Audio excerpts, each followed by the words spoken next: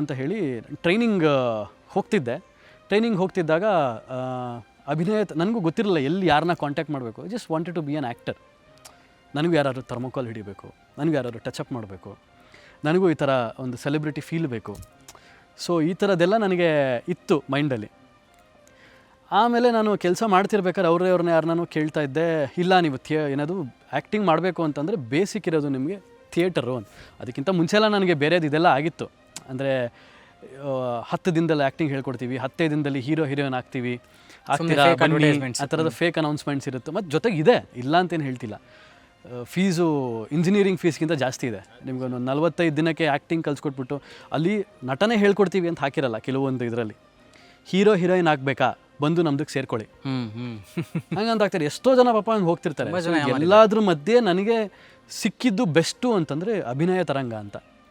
So ಒಂಥರ ವೆಂಟೇಜ್ theatre group ಅದು. ನಮ್ಮ ಪ್ರಕಾಶ್ ರೈ ಸರ್ ಇರ್ಬೋದು, ಆಮೇಲೆ ಬಿ ಸುರೇಶ್ ಸರ್ ಇರ್ಬೋದು, ಎಷ್ಟೊಂದು ಜನ ಅಲ್ಲಿಂದ ಬಂದು ಅವರೆಲ್ಲ ಫಸ್ಟ್ ಇಯರ್ ಬ್ಯಾಚ್ ಸ್ಟೂಡೆಂಟ್ಸ್. ಅವರೆಲ್ಲ AS ಮೂರ್ತಿ ಅವರೆಲ್ಲ ಕೇಳಿರ್ಬೇಕು ನೀವು. AS Murthy sir, MD Pallavi madam, Gauridattu madam. So ಇವ್ರದ್ದು ಸಂಸ್ಥೆ ಅದು. ಸೊ ಅಲ್ಲಿ ನಾನು 1 ವರ್ಷ ಕೋರ್ಸ್ ಮಾಡಿದೆ. ಕೋರ್ಸ್ ಜೊತೆಗೆ ಅಲ್ಲಿ ಹೆಂಗೆ ಮಾಡಿಸ್ತಾರೆ ಅಂದರೆ 4 ನಾಟಕ, 1-2 ಶಾರ್ಟ್ ಫಿಲ್ಮ್ಸು, ವಾಚಿಕ, ಆಂಗಿಕ, ಆಮೇಲೆ ಒಳ್ಳೊಳ್ಳೆ ಥಿಯೇಟ್ರ್ ಡೈರೆಕ್ಟರ್ಸ್ಗಳು ನೀನಾಸಮಿಂದ ಬಂದು ನಾಟಕಗಳು ಮಾಡಿಸ್ತಾರೆ.